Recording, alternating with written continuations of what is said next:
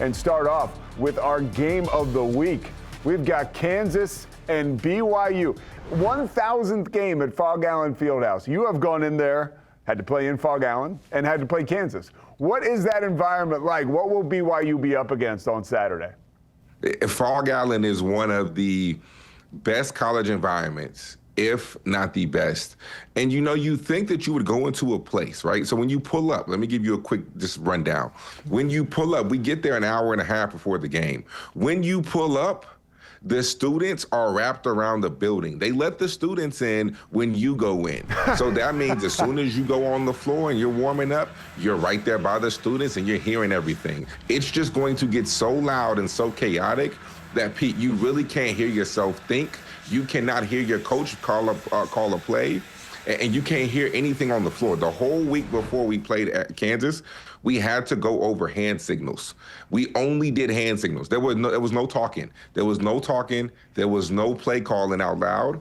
It was only hand signals.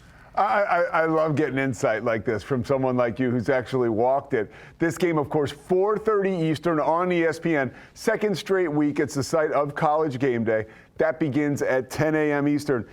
Bill Self expects Darren Peterson to play. What does this game look like to someone like you when you look at it analytically?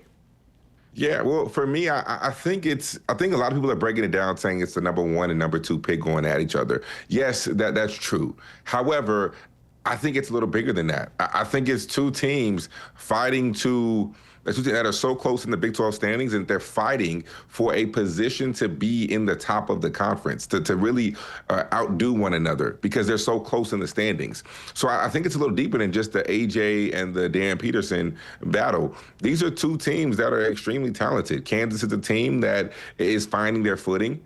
They're having to adjust with Darren Peterson being in and out of the lineup, but I do think guys have come along to the party and have been able to see success. Trey White, Marco Jackson, Melvin Council, these guys are looking terrific, right? They're playing at a high level, and Kansas almost has this, I don't want to say big three, but it's almost like a big four. When you look at Badunga too, right? Badunga, Peterson, Trey White, and Melvin Council. I mean, you know what you're going to get out of those guys now because of the roles and how they've had to grow in their confidence as, they progressed and had Darren Peterson in and out of the lineup. So this is going to be a big game. And also, BYU has to bounce back from the loss against Arizona. Yeah, my big call for BYU, Richie Saunders has got to stay out of foul trouble. We shower him with all this praise, but they need him in down the stretch late in big games. They needed him late night against Arizona. He wasn't there.